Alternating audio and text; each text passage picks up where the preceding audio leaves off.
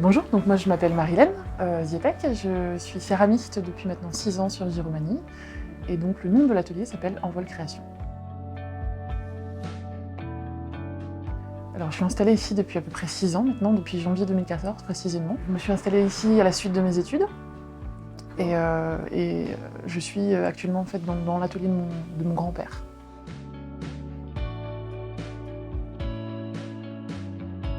J'ai passé un bac art appliqué sur Besançon pendant 3 ans. Après, je suis partie donc aux Beaux-Arts pendant 3 ans en option textile.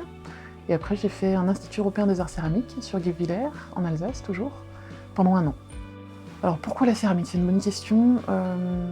Je pense que j'ai toujours été attirée par l'objet à la base. J'ai fait la rencontre pendant mes études d'une céramiste qui travaillait la porcelaine. Et je crois que je suis tombée amoureuse de la matière.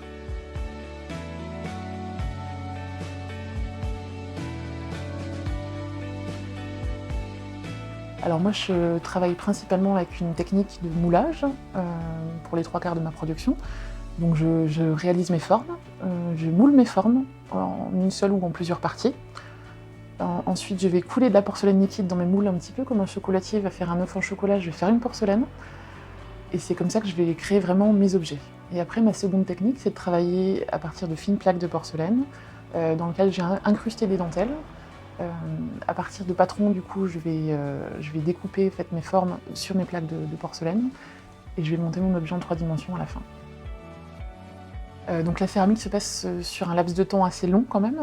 Entre le début d'une pièce et la fin d'une pièce, c'est vrai qu'il y a un temps de séchage à respecter, un temps de mise en œuvre et un temps de cuisson, sachant que toutes les pièces sont cuites à peu près 2 fois.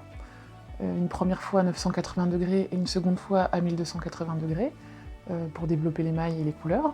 Et moi, je travaille principalement la porcelaine, en fait, qui est une des terres les plus compliquées à travailler, parce qu'elle se déforme beaucoup et qu'elle réduit beaucoup dans la cuisson.